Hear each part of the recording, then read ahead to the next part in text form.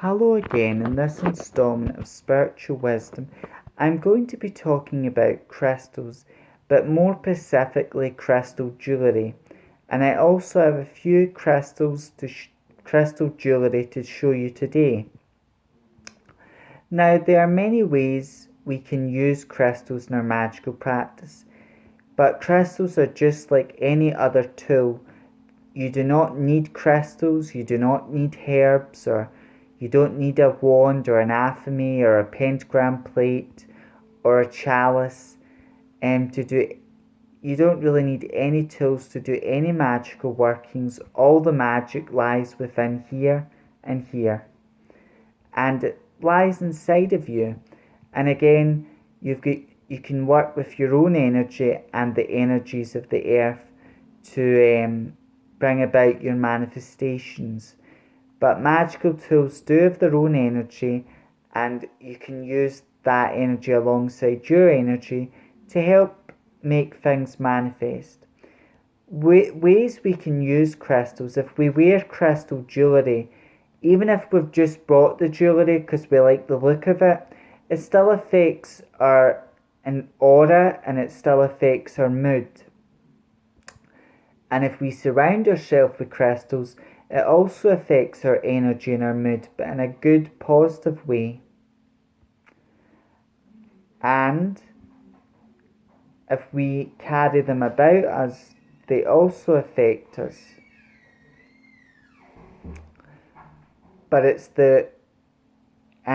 but again, crystals do absorb a lot of energy, so if there was an argument in the house, even good energy crystals absorb.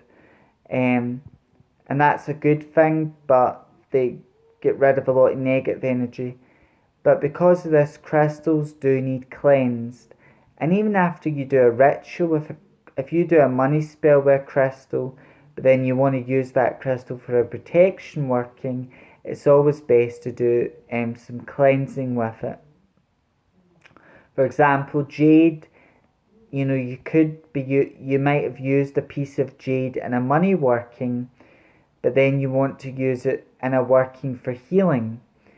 It would be best to cleanse it of that residual energy, and then once you've cleansed your crystals, and again, if you're going to cleanse them with water, you want to make sure they're water safe. I don't cleanse any of my crystals with water, even if they are water safe. I would rather use sound cleansing. My preferred method is like using a smudge stick to cleanse them, and that's my preferred method. But and again, when you carry crystals around you, you can also add crystals to a module bag.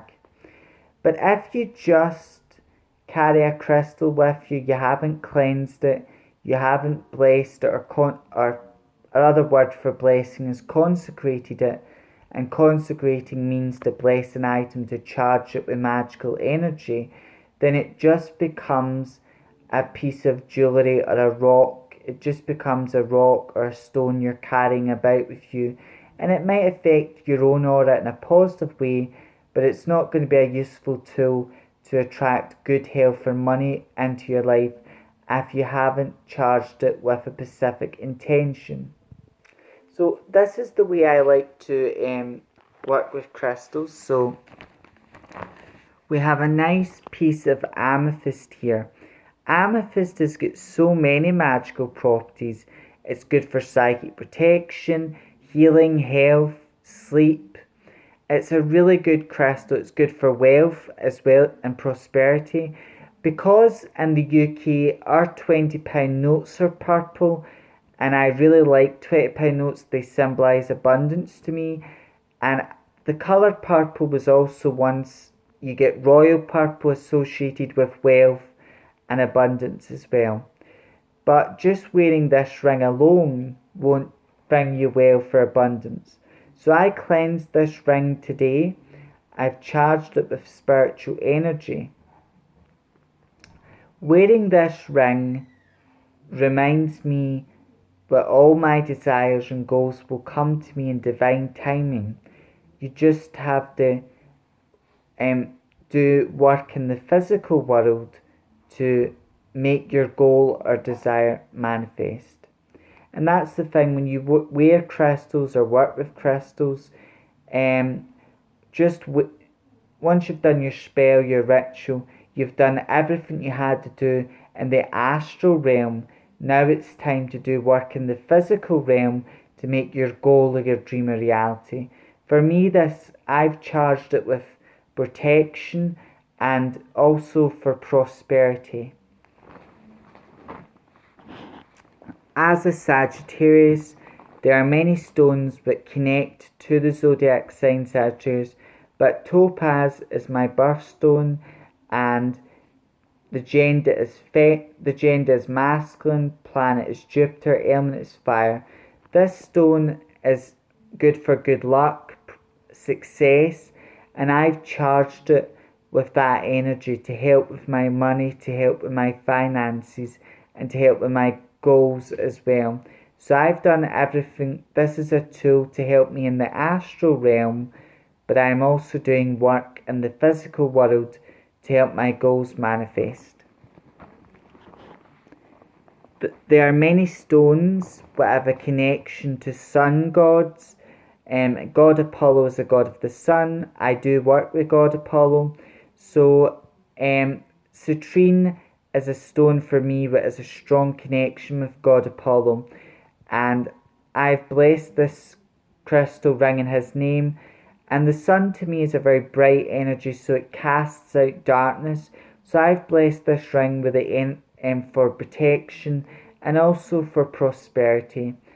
And as I wear these rings, they do affect my aura, my energy field. But I will cleanse these rings again during a new moon, and then I will charge them in a full moon, because crystals do need charged, and they do need cleansed and constantly charged.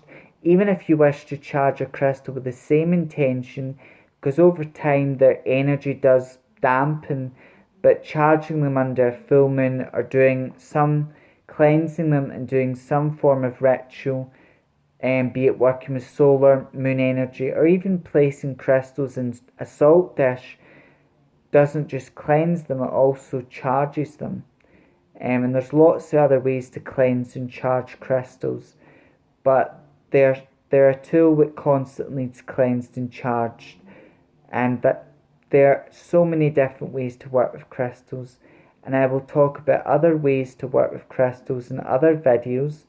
So this video is just a little short peek on crystal jewellery and how to work with crystals in a jewellery setting. And I will talk about how to include crystals into a magical setting.